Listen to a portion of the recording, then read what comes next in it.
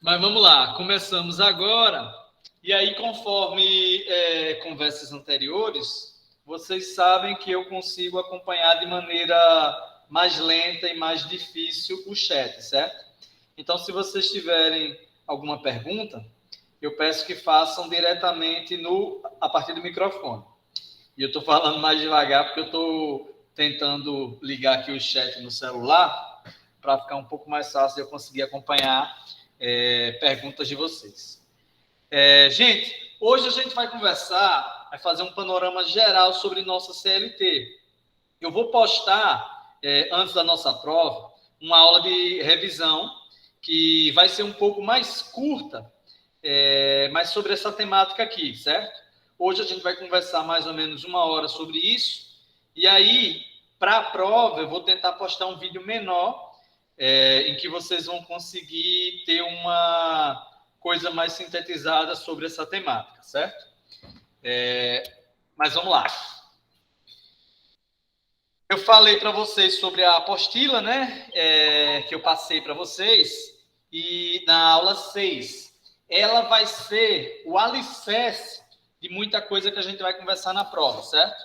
Então, acompanhe, dê uma calibrada boa nela, para vocês não terem nenhum tipo de dificuldade na resolução das nossas questões. Vamos conversar hoje sobre contrato individual de trabalho, jornada de trabalho, extinção do contrato de trabalho, salário, remuneração, e naturalmente vão surgir muitos questionamentos a partir das vivências de vocês, porque a gente sempre tem um primo que falou isso, a gente tem um esposo ou namorada que vivenciou uma coisa diferente do que eu vou comentar com vocês. E isso se dá pela enorme dificuldade que existe no cumprimento das nossas leis, sobretudo a legislação trabalhista. Inclusive, uma série de conquistas que tínhamos foram relativizadas de 2017 para cá, com as alterações que houveram na nossa CLT. Então, muita coisa que está claramente definida nos princípios foi um pouco escanteada de 2017 para cá. Professor, então a gente vai estudar uma coisa que não tem mais validade? Não. Nós vamos conversar sobre princípios da lei trabalhista e vamos conversar sobre alguns aspectos das contratações. Mas existem particularidades de cada tipologia de trabalho. E, inclusive, além dessas particularidades, existe simplesmente na prática o descumprimento da nossa legislação. Então, muitas vezes, eu vou falar uma coisa aqui hoje que talvez vocês tenham a impressão que está descasado com a realidade, mas tenham em mente que o que acontece muito, sobretudo no nosso interior, isso não é exclusividade de tabuleiro, acontece no interior do Brasil inteiro. Eu digo interior porque é mais comum, né? Não é que não aconteça na capital. Mas, de maneira geral, as relações de emprego e de trabalho, elas são muito líquidas, elas são muito na base do contrato verbal. E quando o empregado é prejudicado, raramente ele judicializa. Raramente ele vai atrás das coisas que são direito efetivo deles. E as razões para isso são muitas. No interior, muitas vezes acontece do empregado ficar marcado, né? Às vezes o empresário não quer contratar fulano, porque fulano é famoso, porque toda vida que sai do emprego, coloca o patrão no pau. Vocês já devem certamente ter ouvido essa expressão. Naturalmente, é óbvio que isso é errado, gente. É óbvio. Mas eu, como professor de vocês, tenho um compromisso de não estudar e não discutir a ciência simplesmente como um exercício do que deveria ser. Eu tenho que trazer para vocês o que acontece na prática. Claro que a nossa legislação existe para diminuir a distância entre o que é e o que deveria ser, né? E é exatamente por isso que é tão importante a gente ter conhecimento sobre essa temática. Tá bom, pessoal? Mas vamos lá. Matheus, tá me ouvindo?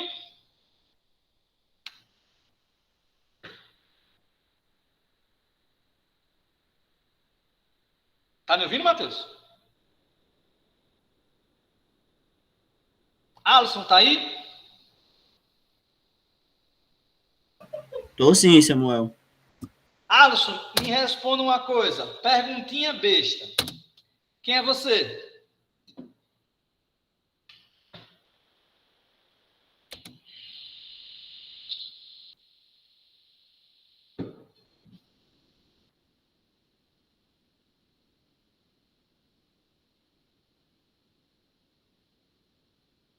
Rapaz, o cara ficou sem palavras, olha.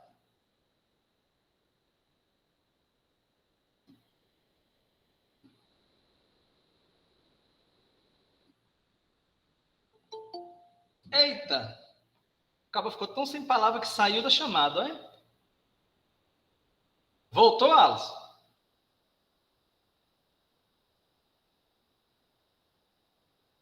Janaína, tá ouvindo?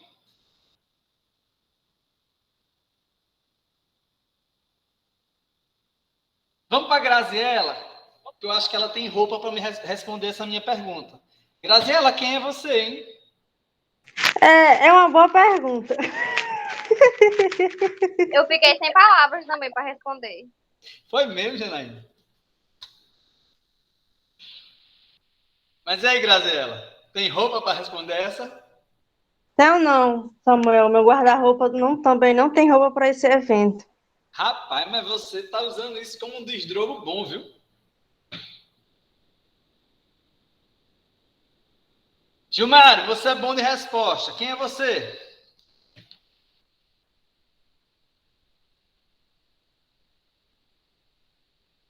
Mas, rapaz, eu acho que eu tô falando aqui com... Sei não, viu? O que tá acontecendo, não. Esse povo não sabe quem é, não. Samuel, isso daí é uma pergunta que a gente não sabe responder quem é a gente. Agora você pergunta, fulano, você sabe quem é Ciclano? Para ver se, olha, nós sabemos as qualidades, defeitos, sabe tudo. Mas quando é para falar de si, Vamos lá, Graziela. Quem é que tá perto de você aí? Quem é que tá na sua casa hoje? tá minha mãe e minha tia lá fora. Pronto. Quem é sua mãe?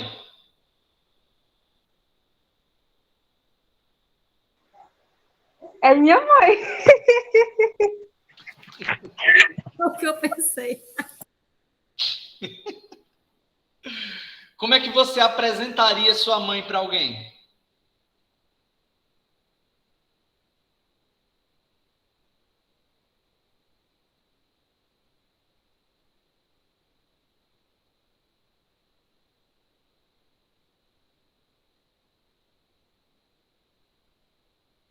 Graziela?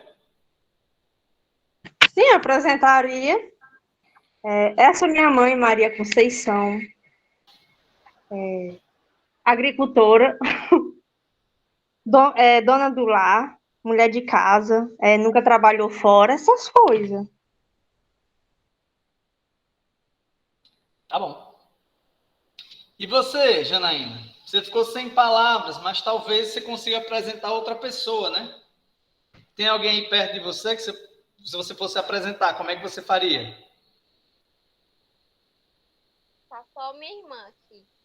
Sua irmã? É. Não, eu diria Apresenta aí sua irmã pra gente. ela era estudante, terminou o ensino médio, já trabalhou em algumas coisinhas assim, pequenas, fez um curso técnico, mas nunca, assim, trabalhou mesmo. Tudo bem. Minha irmã, enfim, não tem muito o que falar. Tudo bem. Gente, se acalmem que não tem resposta certa ou errada sobre isso não, tá? Eu pedi para vocês apresentarem-se, ou alguém perto de vocês, e eu não sei se vocês notaram, mas a Janaína e a Graziela começaram a apresentação delas falando sobre o que que as pessoas que elas estavam apresentando faziam. A primeira fala, depois do nome da mãe da Graziela, que ela utilizou foi agricultora, depois ela falou dona do lar, e aí ela disse que não trabalhou em outras coisas. A Janaína frisou bastante que a irmã dela não trabalhou, né? Ela é jovem, terminou o ensino médio agora, está fazendo um curso técnico, mas veja que a fala da Janaína e a fala da Graziela têm em comum essa relação trabalhista ou de expectativa para o trabalho.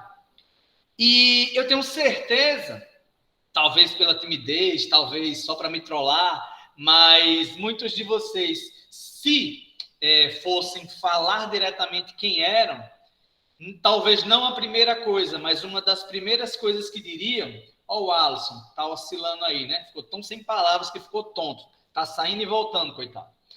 Brincadeira, viu, Alisson?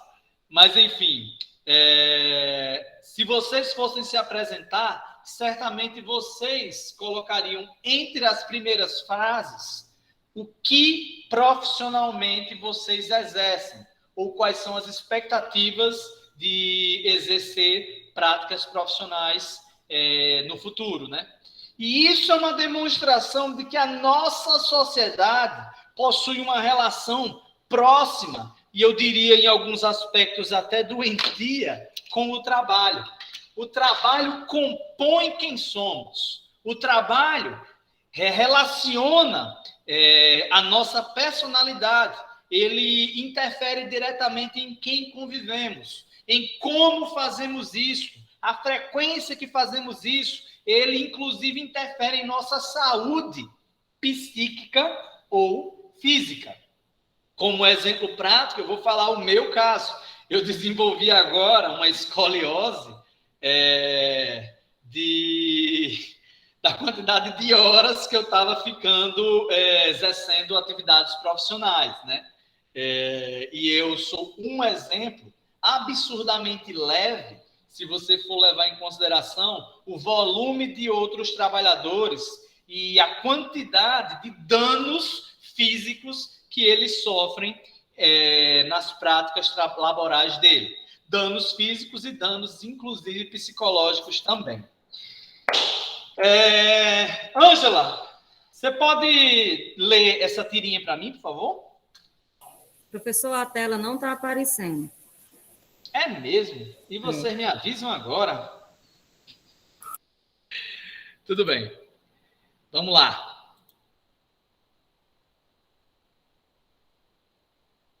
Esse tempo todinho eu jurando que a tela estava aparecendo para vocês.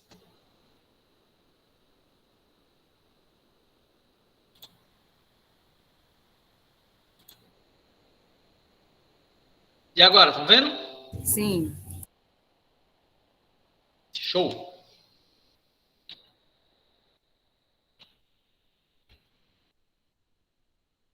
Esse aí para mim, por favor. Leia. Tudo bem. Trabalhar para ganhar a vida, claro. Mas por que é preciso desperdiçar a vida que a gente ganha trabalhando para ganhar a vida?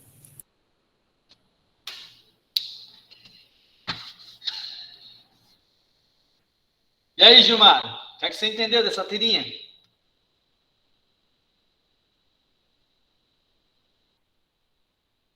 Bruna?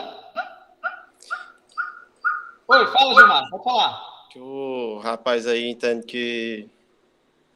Ou a moça, né? Entende que trabalhar seja um desperdício da vida.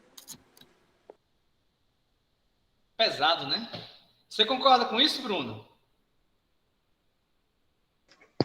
Concordo, sim.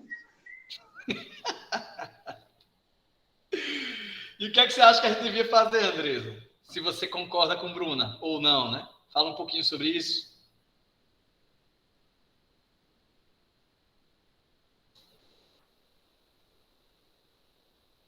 Mas, rapaz... E aí, Kelly, tem alguma coisa a dizer sobre esse tema? Professor, assim, eu entendo o seguinte, é um assunto complicado. A gente vê assim, a gente trabalhar demais e perder, a gente tem que trabalhar muito para ganhar dinheiro, para proporcionar uma vida melhor aos nossos filhos, à nossa família, mas também a gente não pode exagerar, né, procurar uma forma de também ter tempo para curtir a família. Enquanto eu estou trabalhando, estou perdendo tempo de estar com eles, mais presente. Eu acho que tem que haver um meio termo, uma balança, um controle, uma organização de tempo para que dê melhor. Perfeito. Excelente reflexão.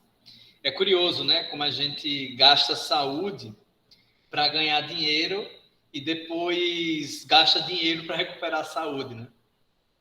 Essa frase, essa primeira aí, me remete muito, ela falar ganhar a vida significa dizer assim, que viver, comprar bens, produtos, serviços, seria mais ou menos isso, nessa lógica aí?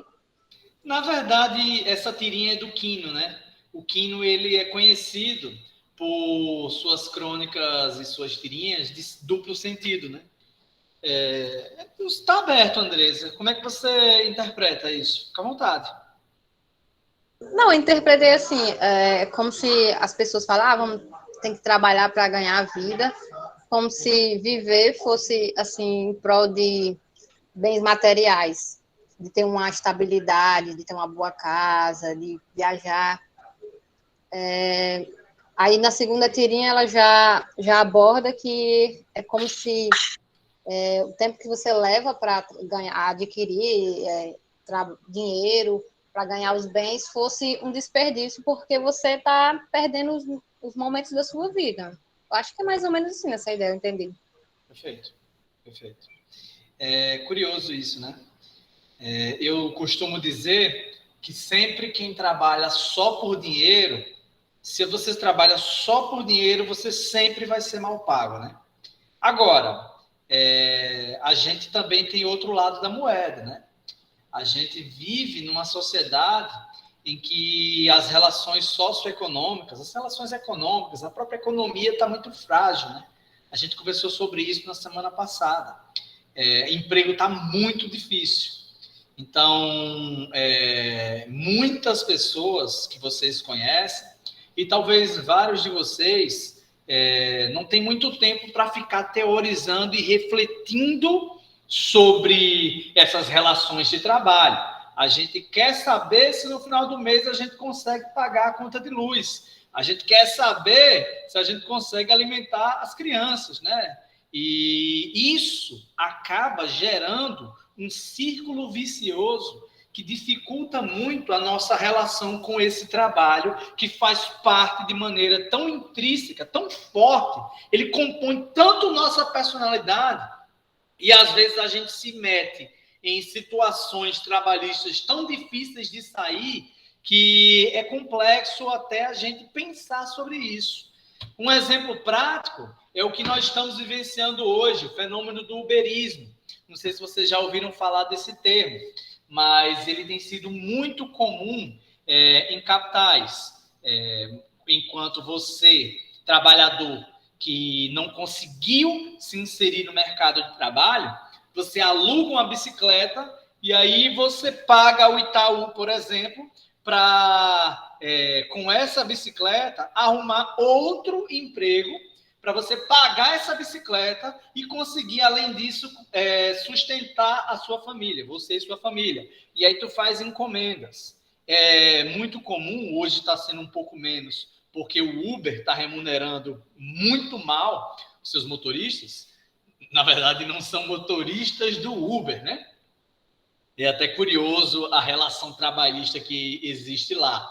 Vocês vão ver que quando a gente começar a discutir os princípios do trabalho, quando a gente começar a olhar o que a CLT prega, o Uber pega tudo isso, rasga, joga no lixo e diz: ah, meu velho, isso aqui para a gente não serve. Mas é curioso você pensar nesses trabalhadores que discutem sua relação trabalhista por aplicativo, interagem por aplicativo, que eles, na prática, não são empregados de quem pede encomenda a eles. A empresa que fornece a interface em que o entregador e a encomenda e o cliente, esse conjunto, ele integra-se por meio de uma plataforma, de uma empresa bilionária que na prática não tem nenhuma relação empregatícia com aquela pessoa. Então, se esse cara se acidentar, se essa pessoa tiver dificuldade, por exemplo, e precisar de um plano de saúde, se ele não tiver, se ele ficar doente, por exemplo, ou seja, você tem relações empregatícias absurdamente frágeis. É tudo muito líquido, é tudo muito diretamente relacionado a você, de certa forma, não precisar ficar doente. E isso é impossível. A gente não tem controle sobre essas coisas. A gente não controla o momento que vai se acidentar. A gente não controla uma série de elementos que fazem parte da nossa vida. E por mais que esse trabalhador pague um MEI, né, que na segunda unidade, na N2, a gente vai estudar um pouco sobre isso, por mais que ele pague seu INSS por meio dessa, como microempreendedor individual, inclusive é até barato hoje, né? Quase R$60, você consegue ter um vínculo com o INSS, mas ainda assim, isso é uma relação de trabalho bastante precarizada. Por outro lado, a despeito de todas essas críticas que eu acabei de fazer, em muitas situações, é isso que tem salvado várias famílias. É isso que tem feito uma série de empregados, conseguirem levar o pão de cada dia para casa. E aí, o que é que se faz no meio de todo esse jogo? É curioso, gente, como esse assunto é denso. E aí eu trago como outra reflexão interessante, um autor já falecido, inclusive os livros dele estão muito baratos, gente. Pelo amor de Deus, compre Revolução dos Bichos. É o livro que essa imagem aí ilustra. Você tem aí esse porco cercado de cachorros. Ele é uma história que não sei se vocês conhecem, mas ela ilustra como seria uma revolução em que os animais se revoltassem com os donos da fazenda e tomassem os meios de produção e começassem a produzir autonomamente. O George Orwell, por R$10, você consegue comprar esse livro com frete grátis. Inclusive, eu falei sobre isso na nossa palestra semana passada, né? Não estou fazendo propaganda de empresa, não, mas é porque essa obra é muito preciosa e está muito barata, gente. Recomendo. Revolução dos Bichos. Mas essa obra ilustra uma coisa muito interessante. Nós, enquanto trabalhadores, nós que vendemos o nosso capital, a nossa força de trabalho para um empregador, nós somos maioria. E indiferente a sermos maioria, apesar do que essa imagem que vocês estão vendo utopicamente sugere, indiferente a sermos maioria, a gente tem muito pouco poder de mobilização. Infelizmente, historicamente, nós temos falhado miseravelmente em nos unirmos em nome de alguma coisa. E pensando nisso, o legislador, e não só pensando nisso, mas foi fruto de uma série de pressões sociais, de uma série de eventos que sucessivamente causaram que nós conseguirmos fazer o que hoje nós chamamos de direitos trabalhistas. E isso ocorreu no que nós chamamos aqui no Brasil CLT. A consolidação das leis trabalhistas, em sua primeira edição, foi lá para 1943. A atualização mais recente dela foi a Lei 13.467, lá em 2017, com o saudoso, eu digo saudoso, porque quem diria que a gente ia sentir saudade do vampirão, né? Mas, enfim, o fato é que ele rasgou a nossa CLT no meio e a gente teve uma série de direitos relativizados. Mas, de maneira geral, discutindo a principiologia do direito trabalhista, nós temos alguns princípios elementares. O primeiro deles é a ideia de proteção ao trabalhador. Esse princípio foi idealizado para minimizar a desigualdade de forças. naturalmente, existe uma desigualdade na relação entre quem emprega e quem é empregado. Geralmente, quem emprega possui um capital muito maior do que quem é empregado. Professor, você está me zoando, né? Como assim, geralmente? Geralmente, se você for olhar instituições como um time de futebol, por exemplo, o empregador, aquele jogador, vai ter muito mais capital do que o seu próprio chefe, né? Que seria o seu próprio dirigente. Mas isso é uma situação bem anômala, bem atípica. O fato é que, geralmente, você tem o princípio do indúbio pró-operário, em que, na dúvida, você favorece ao empregado. Em eventual discussão judicial, se houver qualquer dúvida sobre quem está com a razão, pelo princípio de proteção ao trabalhador, o juiz vai favorecer ao empregado. Inclusive, esse princípio de proteção ao trabalhador se desdobra na ideia de aplicação de uma norma mais favorável. Quando você tiver, por exemplo, leis diferentes regulando um determinado assunto em uma categoria, a norma que foi mais favorável para aquele trabalhador é a que vai ser aplicável. Assim como a ideia de condição mais benéfica. Quando a lei, porventura, mudar alguma coisa, essa lei não pode desfavorecer ao trabalhador. Ok sobre esse princípio, pessoal? Não está ok porque a gente sabe que na prática está bem distante disso, né? Mas o fato é que judicialmente o princípio de proteção ao trabalhador busca isso daí. Um segundo princípio seria a ideia de primazia da realidade. E o que é que esse princípio fala? Vamos dizer, eu vou dar um exemplo prático aqui, vamos dizer que você trabalhava com ponto eletrônico e no ponto eletrônico você registrava só 6 horas de trabalho. Mas na prática você trabalhava 8 horas. Vamos dizer que você recebia por estas 6. E aí você quer judicializar o assunto. O que é que conta?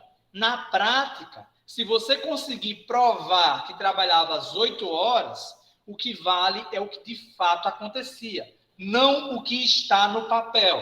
O princípio de primazia da realidade é a ideia de que, indiferente a um contrato de trabalho, o que importa é o que acontecia na prática. Por quê? Porque o legislador entendeu que se você deixasse que simplesmente um contrato de trabalho regulasse isso, poderia acontecer, pela desigualdade de forças, de haver um desprestígio da verdade.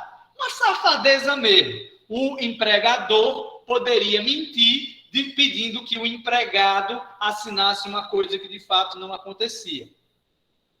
Alguém levantou a mão, gente? Tinha sido eu, professor. Só uma... Fica à vontade. Você botou a outra tela para projetar ou não? Não, não. Ah, tá certo. Essa dúvida. Tá bom. Ok, gente? Sobre o segundo princípio? Show! Terceiro princípio é a ideia de continuidade. Vamos dizer que o contrato de trabalho não tem dizendo até quando esse contrato aconteceria. É possível que um contrato de trabalho tenha prazo de validade. Vamos dizer que o empregador lhe traz um contrato de trabalho que diz que até 31 de dezembro de 2021 você tem vínculo com aquela empresa.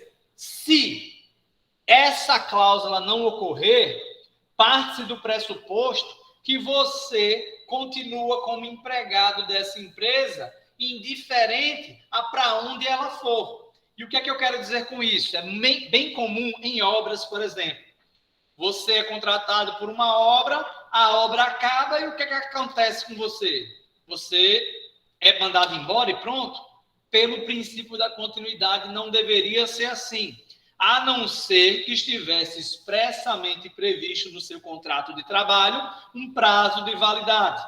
E esse prazo de validade, via de regra, tem que ser definido em uma data.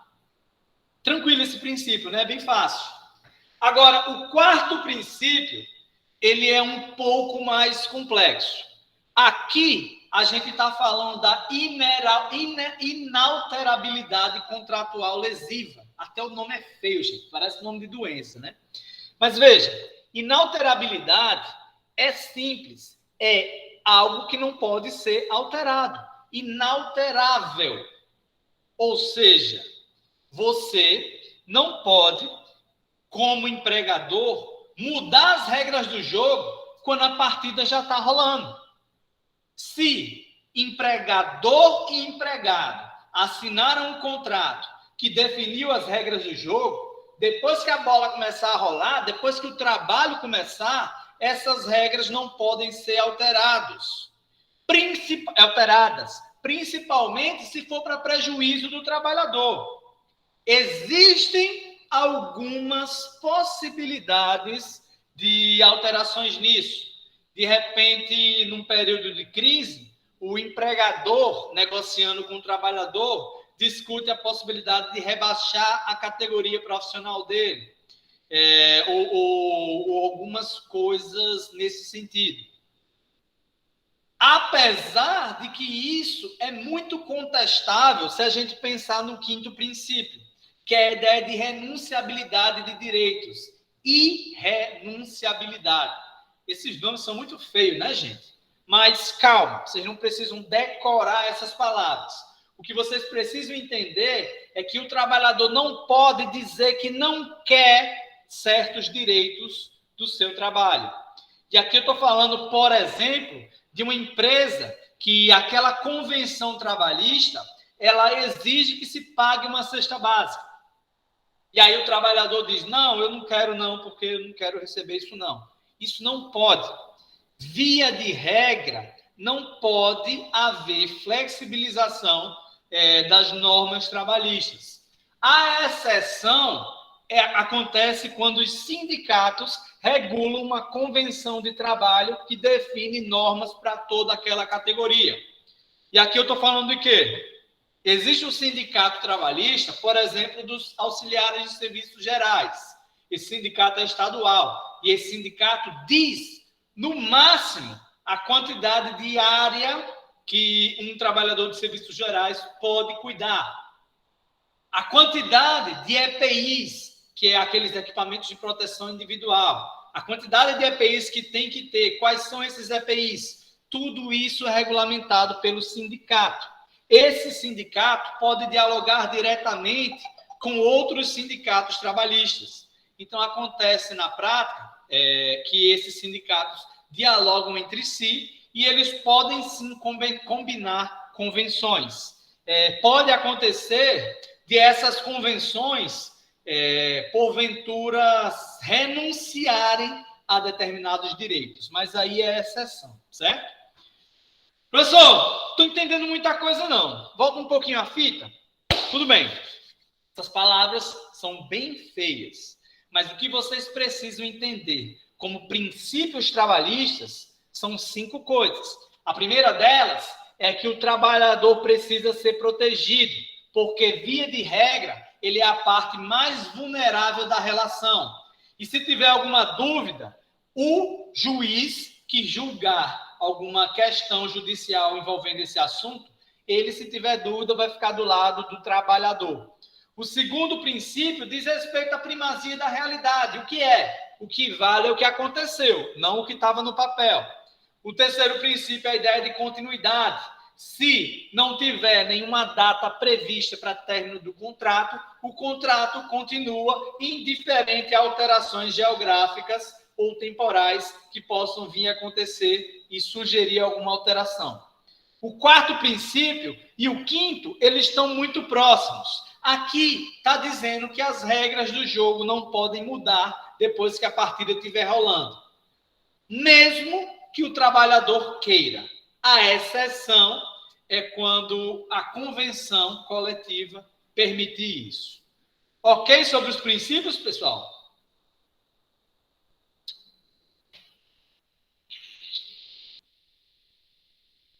Ok ou não? Alguma dúvida sobre os princípios?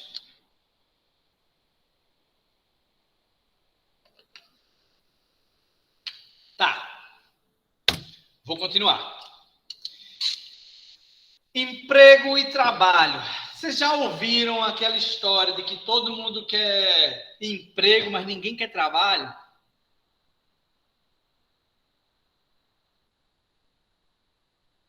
O que é que você acha que essa frase está dizendo?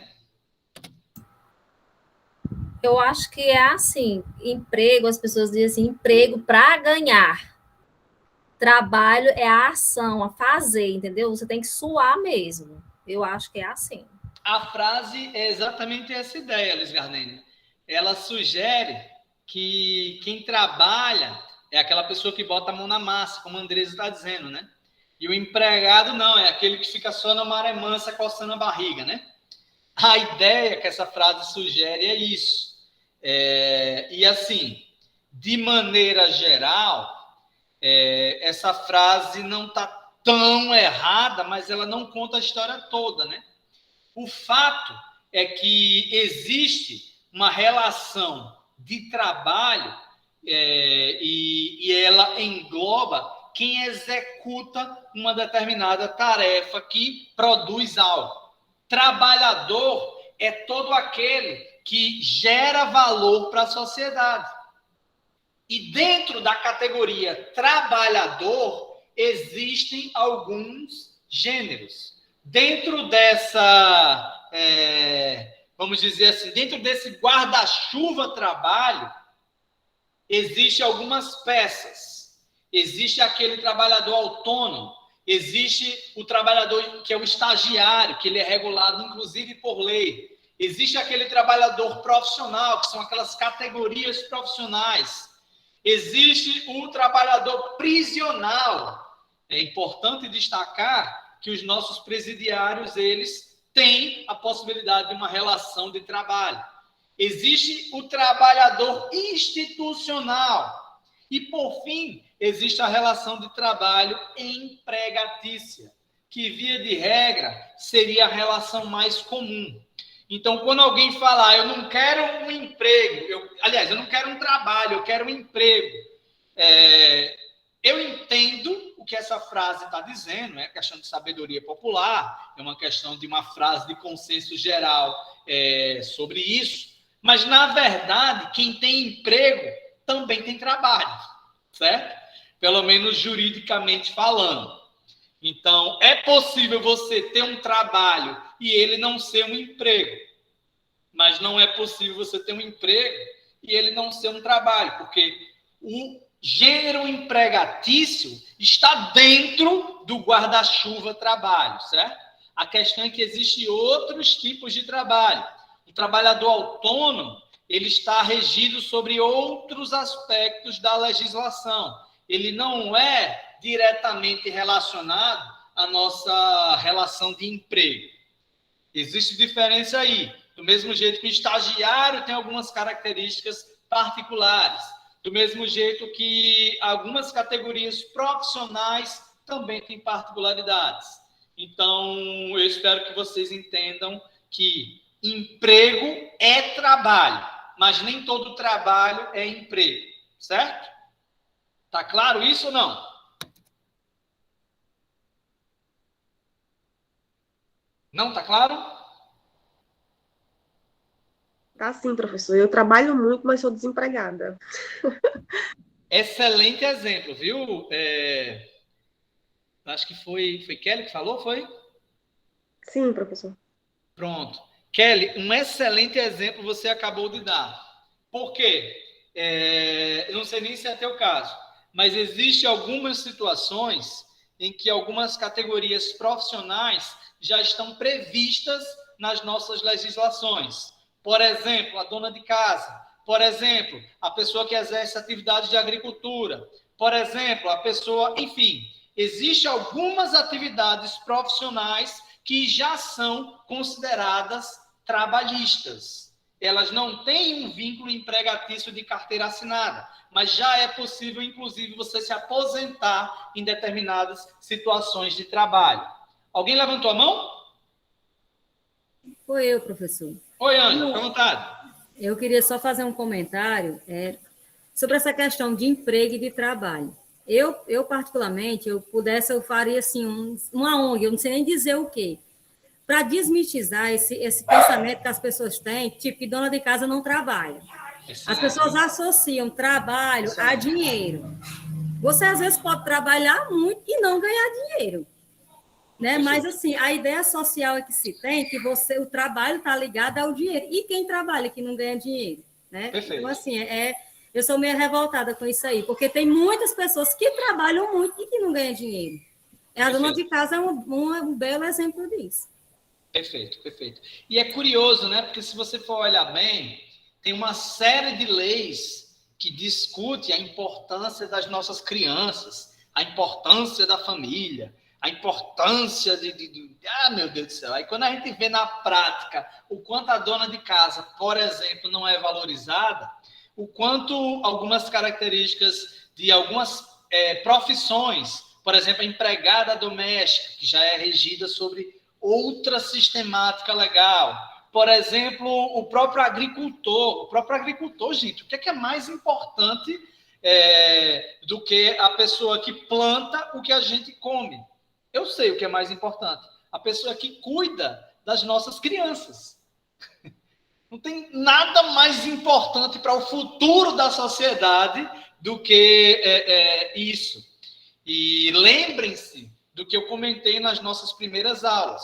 Uma sociedade é um conjunto de pessoas que morreram, que estão vivas e que vão nascer. Para que isso continue acontecendo, é necessário que a gente cuide do ambiente que regula tudo isso. E valorizar as pessoas que realizam esses trabalhos é um dos passos mais importantes que a gente tem que dar para avançar nesse quesito. Então, concordo demais, viu, Ângela? Mas a boa notícia é que já existe uma legislação específica sobre isso. Se vocês quiserem, eu posso falar mais sobre essa temática na nossa próxima aula, ou eu posso até colocar algum artigo no nosso Google Sala de Aula explicando um pouco sobre isso. Ok, gente? Mais alguém quer comentar alguma coisa, alguma dúvida? Alguma discordância sobre o que eu falei? Fique à vontade.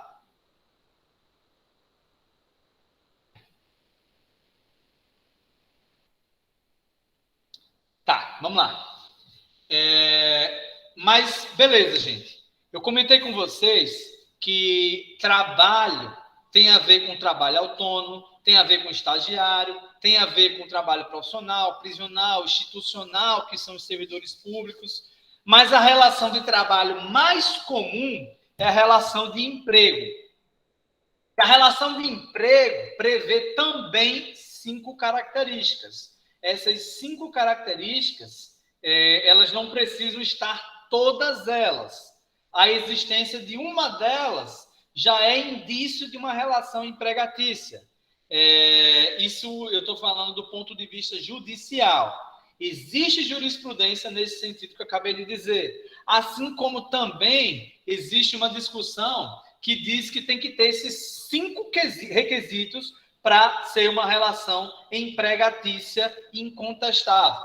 Mas o fato é que quando você tem sua carteira assinada como empregado, você goza de 5 características que precisam acontecer juntas. Uma delas é a ideia de pessoalidade. Você, enquanto empregado, é contratado diretamente.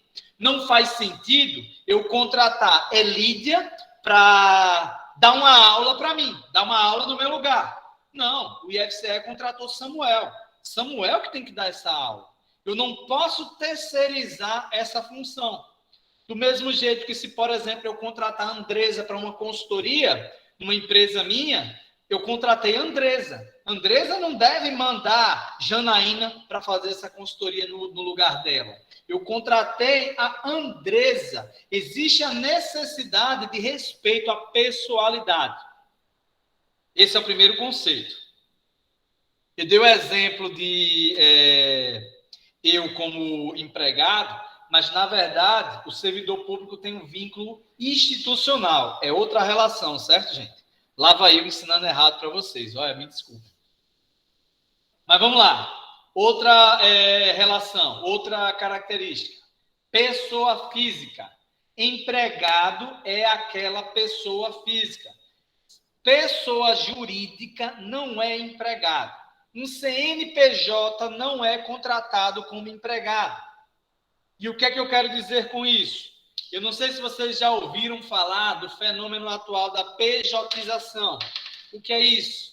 Tem sido muito comum alguns empregadores, para diminuir os custos, eles têm requisitado que seus empregados façam um MEI, façam um CNPJ. E aí eles contratam e, com isso, muitas vezes driblam a legislação e se recusam a pagar determinados direitos empregatícios.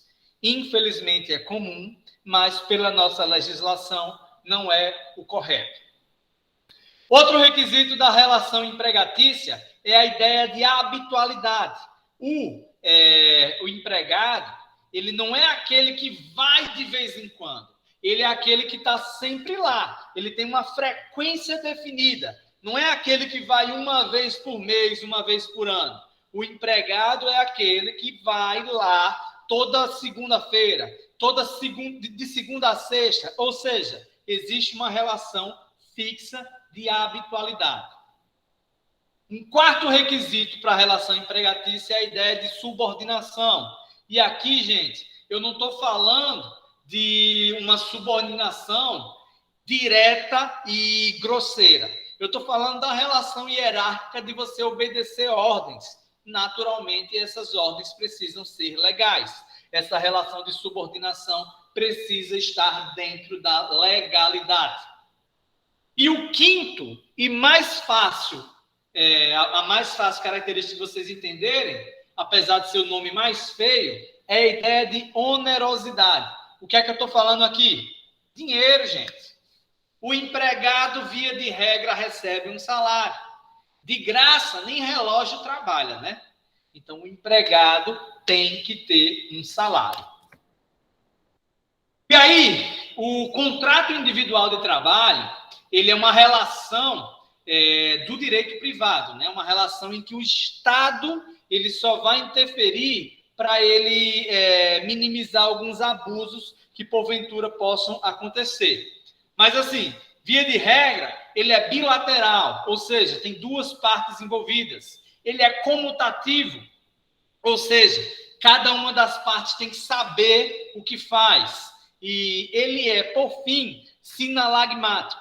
Essa palavra feia está dizendo basicamente que para uma coisa ser cumprida, para uma coisa acontecer, outra tem que vir antes. Para eu continuar trabalhando, eu tenho que receber meu salário. Para eu, por exemplo, receber um bônus por Natal, um bônus, eu não estou falando do décimo, o décimo é inquestionável, mas para eu receber aquele bônus natalino, eu tenho que bater aquela meta de vendas. Ou seja, eu tenho uma relação clara entre as duas partes. E essa relação não pode ser obrigatória, ela tem que ser consensual. A única relação obrigatória que já existiu foi a ideia de escravidão. O trabalhador formal, ele não é alguém obrigado a realizar aquele trabalho. Então, resumindo, o que eu quero que vocês compreendam sobre contrato individual de trabalho. O contrato individual de trabalho, resumindo agora essa ideia, é aquela relação entre duas partes em que cada uma assume seus direitos e deveres. Ok?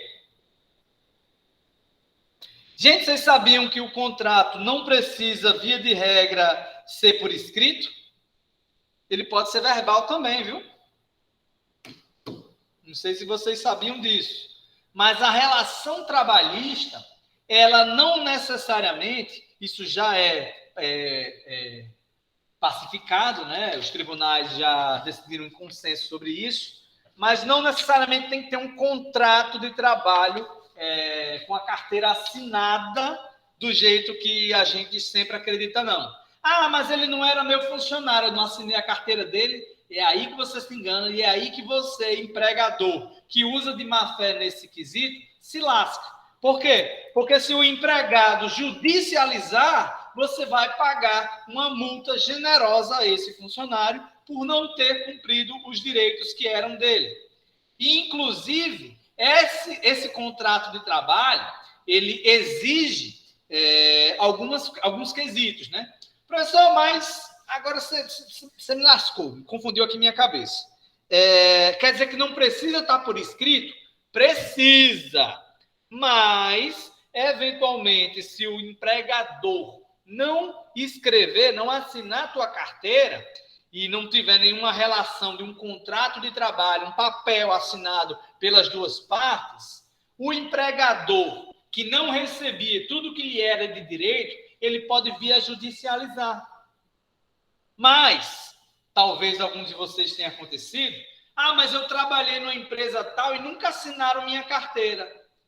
Dá uma olhadinha no site do INSS, tem um aplicativo que você pode checar o teu tempo de contribuição, bem facinho. Vai lá, Meu INSS, e aí você vai conseguir checar tuas contribuições.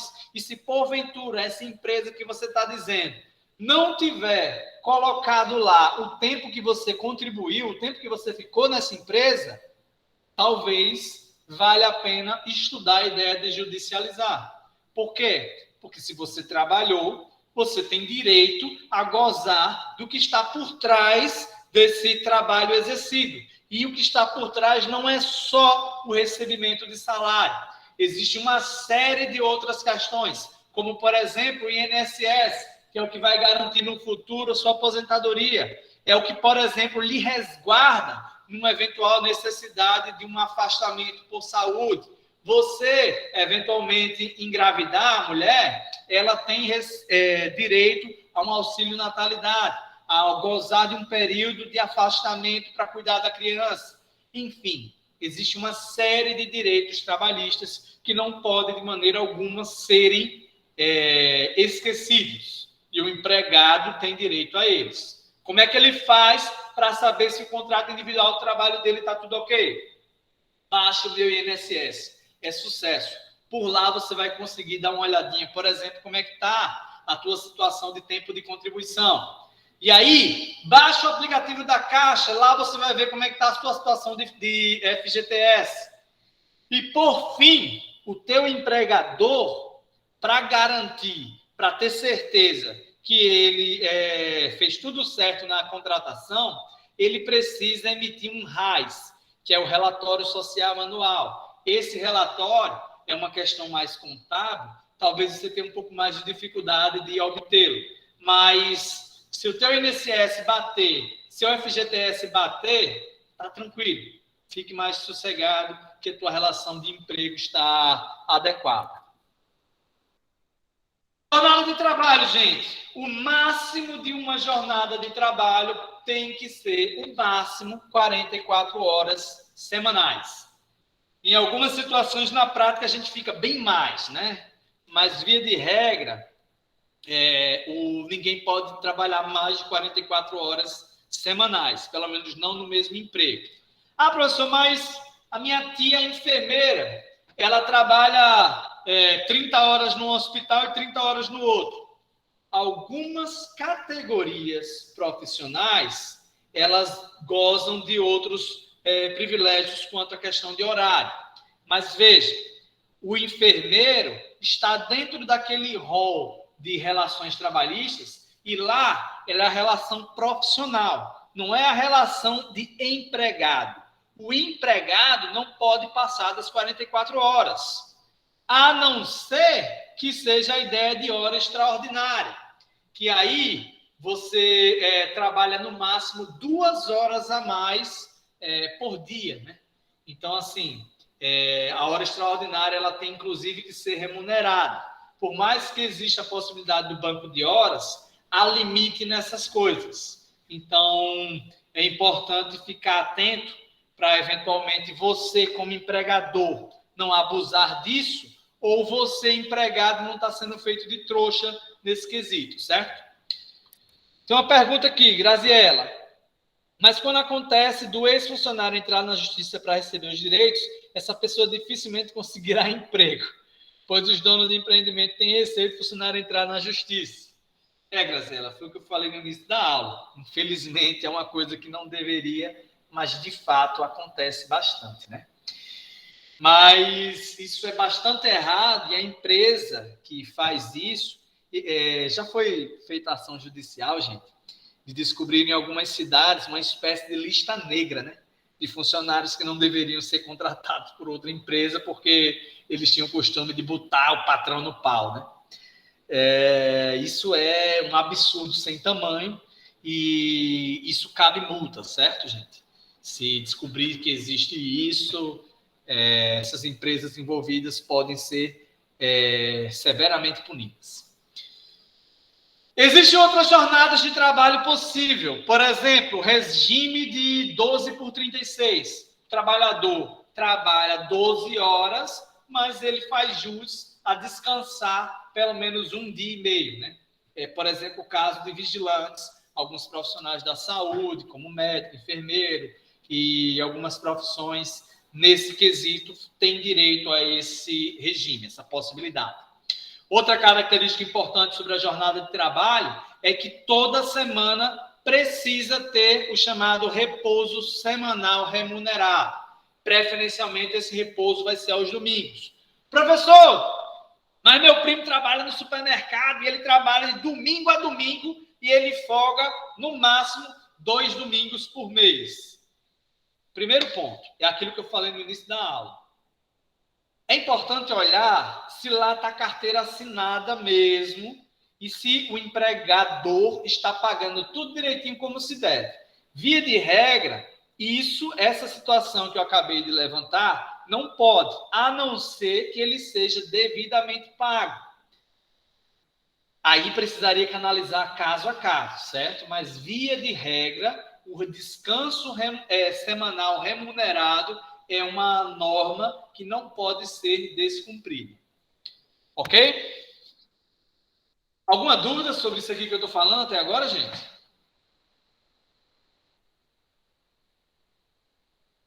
Tá. Vamos lá. Eu imagino que não estejam tendo dúvidas até agora. É possível mudar o contrato de trabalho? Sim, falei isso quando a gente estava conversando lá sobre os princípios. Desde que ambas as partes concordem, é possível haver alterações. Por exemplo, mudar o local de trabalho, mudar o horário de trabalho, mudar algumas tarefas do teu trabalho. É possível até mudar o empregador, imaginando que aquela empresa foi vendida por outra, imaginando que aquele empreendedor foi absorvido por outro. É possível todas essas situações. E é possível, naturalmente, o empregado sair. Eu estou falando que essa relação é de consenso mútuo. Quando não há consenso, é possível que uma das partes peça para sair. E aí ela vai. Quando o empregado pede para sair, ele vai receber o seu saldo salarial, quanto ele faz jus aquele mês, né? Suas férias e 13º proporcional, mas é importantíssimo ficar atento quanto à questão do aviso prévio, né? Não é uma relação em que o empregado sai a hora que quer. A gente não está falando de um cabaré, né, gente? É um contrato entre duas partes. E essas duas partes, sinalagmaticamente, precisam cumprir o que foi acordado no papel, certo? E quando o empregado pede para sair, ele não tem direito ao seguro-desemprego. Isso é importantíssimo de ser lembrado. Outra possibilidade é o empregador convidar o empregado a sair. Eu quero dizer, botar para fora mesmo. E existem 2 possibilidades nisso. Uma delas é quando acontece sem justa causa. Quando acontece sem justa causa, porque por N razões, né? De repente, o empregado não está atendendo às expectativas do empregador. E aí ele é demitido sem justa causa. Quando isso acontece, ele tem direito a um aviso prévio, né? Vai ter uma indenização, ele vai ter direito a seu saldo salarial, a questão de férias, 13º proporcional, naturalmente, e ele vai receber uma indenização de 40% do fundo de garantia acumulado. O que o empregador pagou de FGTS, tudo que ele pagou, ele vai ter que pagar ao empregado 40% desse valor, certo?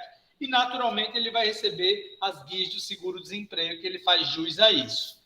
E, assim, isso que eu falei é a demissão sem justa causa. Quando há uma justa causa, existem algumas situações possíveis, né? De repente, embriaguez, o empregado chegou no serviço com sintomas disso, ele pode ter feito um ato de indisciplina, pode ter violado algum segredo da empresa, pode ter abandonado o emprego, pode ter feito várias coisas. Existem várias possibilidades de demissão por justa causa. Também ele faz jus a alguns direitos. Não é só uma questão de o empregador mandar embora e acabou, não, certo? Quando há uma demissão por justa causa, via de regra, ele não tem direito ao seguro-desemprego, certo, gente? Mas tem férias, 13º, saldo salarial, o aviso prévio à indenização, e existem essas questões que têm que ser consideradas por você, empregador, antes de colocar alguém para fora, botar alguém para fora por justa causa.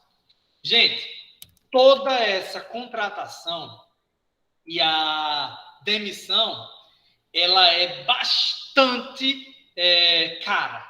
O empregador pensa 1000 vezes antes de contratar ou demitir alguém. Por quê? Porque é caro, gente. Vocês não têm noção. Para vocês verem, um empregador, ele paga quase 75% a mais do que o valor líquido do salário do empregado. E eu estou querendo dizer com isso que existe um valor absurdo que é pago para simplesmente você contratar uma pessoa, né? Você que paga um salário mínimo, se você pagar tudo direitinho, você provavelmente vai ter como gasto uns R$1.600, R$1.700, né? Você empregador. Então, essa é uma das razões de por que é tão caro contratar e mais ainda demitir em determinadas situações, né? Mas a depender da empresa, é ainda mais caro manter aquele funcionário ruim, né? Então, tudo isso tem que ser avaliado no nosso processo de contratação. Vocês estão estudando isso lá em gestão de pessoas com o professor Paulo, né? Ou não? Como é que está lá? Vocês já viram essa parte? Já viram algo desse sentido?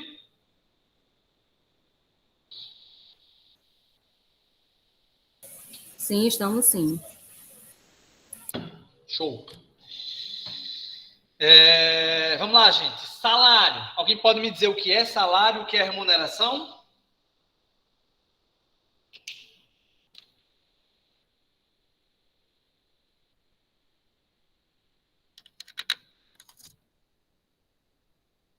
Vamos começar do mais fácil? Bruna. Não, Bruna eu já perguntei. Deixa eu perguntar a outra pessoa que eu não perguntei hoje. Quem eu não perturbei? Eu não perturbei você, Keliane. O que é salário? Keliane está calada hoje, né, pessoal? Sou mesmo. O que é salário, hein, Keliane? Pensando na vida. Pensando na vida, né? Salário é uma quantia de valor que a pessoa recebe pelo serviço trabalhado, prestado, sei lá. Não, tá vendo bem. Tira o sei lá da frase. Repita aí a frase todinha, mas sem o sei lá. É um valor, uma quantia de dinheiro recebida pelo serviço prestado. Ótimo. Uma quantia recebida pelo serviço prestado. Tá, a gente pode dizer então que é retorno pelo serviço prestado, né? E esse retorno acontece conforme o contrato de trabalho. Todo mundo concorda? Sim. E remuneração? Alguém tem um palpite sobre o que é? No caso, A remuneração Tem os benefícios também, além do salário, que é tipo auxílio alimentação, auxílio transporte, plano de saúde. Perfeito. É isso mesmo que você ia dizer, Luiz Gardner? Sim, é o salário, o valor fixo mais os benefícios. Show de bola. Vocês estão muito alinhados. Perfeito. Perfeito. Parabéns, pessoal. É importante que vocês entendam sobre isso, que o salário ele é irredutível, ele não pode baixar, a não ser que haja alguma questão quanto à convenção trabalhista, né? Esse salário, além dele ser irredutível, ele é impenhorável e inalterável. Professor, mas eu tenho um primo, sempre é um primo. Eu tenho um primo que o salário dele era X, e aí com um negócio de confusão de pensão alimentícia, não é mais X não, ó. Diminuiu o salário dele. Não, na verdade, o salário dele não diminuiu. O que pode acontecer quanto a salário é ele ser descontado na fonte por uma questão de pensão. Aí é outra situação, certo, gente? Mas, via de regra, o salário é uma das coisas mais sagradas para o trabalhador e não pode ser mexido nele. Beleza? Ok sobre isso?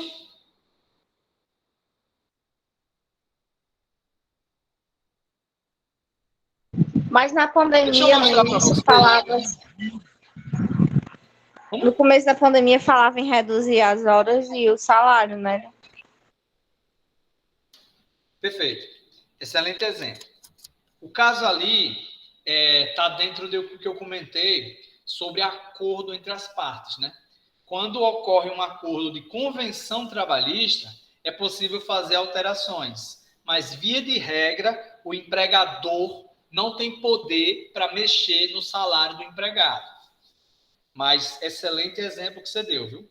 Porque, de fato, em determinadas situações, pode acontecer alguma sugestão de alteração, sim. E aí entra uma questão de crise, né? É possível fazer isso, inclusive, para segurar a situação de algumas empresas. Como eu falei para vocês, gente, contratar direitinho é muito caro, certo? Ok, gente. Deixa eu só mostrar para vocês um contra-cheque. Mas aí, antes de mostrar o contra-cheque, eu queria, isso eu vou mostrar só como exemplo, né? Também é conhecido como olerite. O contra-cheque, ele é um documento exigido pela lei. Toda empresa tem que fornecer um contra-cheque e até isso é utilizado como forma de comprovar o vínculo empregatício, né? E aí ele demonstra quanto a empresa paga, questão de remuneração, e é uma demonstração de relação entre as duas partes. Ele, via de regra, tem que ter um cabeçalho, né, que são alguns dados relevantes do profissional, data de admissão, nome, cargo, PIS/PASEP, carteira de trabalho, e ele tem que dizer nesse cabeçalho a que período está se referindo. O corpo do contra-cheque, ele, via de regra, vai ter 5 colunas, né? Vai mostrar o número de dias trabalhados, valor a receber, total de hora extra ou não, desconto, que são a questão dos impostos. Naturalmente, vocês têm um salário base, que é, vamos dizer assim, o feijão com arroz, e aí tem os adicionais, que compõem a remuneração de vocês. Depois desses adicionais, existem as deduções. A gente está falando do percentual que vocês pagam para o INSS. Aí tem a questão de outros impostos relativos à tua relação trabalhista com o Estado, né? O Estado come uma fatia de tudo. O rodapé de um contra-cheque, via de regra, ele vai mostrar informações sobre o INSS, que, inclusive, isso vai ser base para o FGTS e declaração de imposto de renda, quando é o caso.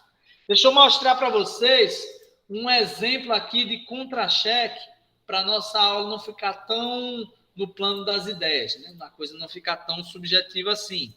Eu vou disponibilizar para vocês esses slides que têm as informações que eu acabei de conversar com vocês hoje. Nesse slide aí, por exemplo, aqui tem informação sobre o MEI, né?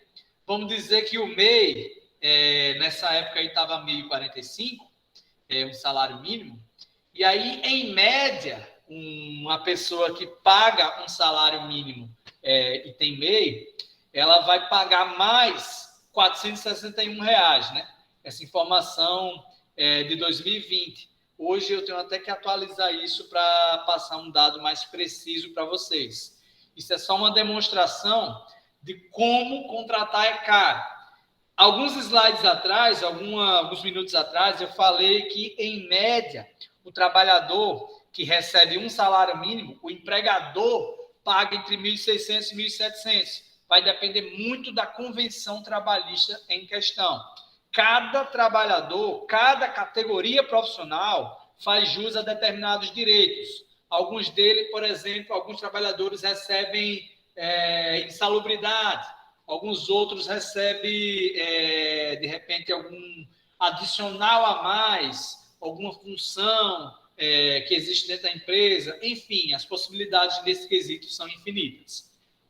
Vejam esse exemplo de olerite ou contra-cheque, né? Chamem do que quiser, e você vai ver que aí tem as informações gerais, o empregador aí no cabeçalho, algumas informações aí, o nome do funcionário, né? O código dele dentro da empresa, e aí tem um salário base, comissão que ele recebe, repouso remunerado, INSS, que é o desconto que acontece, e aí você vai ver aí o total dos vencimentos, né? E o salário líquido a receber, que é os vencimentos com o desconto, certo? O valor líquido sempre é um pouco a mais do salário, certo? Da remuneração. Ok, gente? Esse contra-cheque é de verdade ou hipotético? Não, esse contra-cheque, ele é de verdade, mas naturalmente eu tirei alguns nomes, né?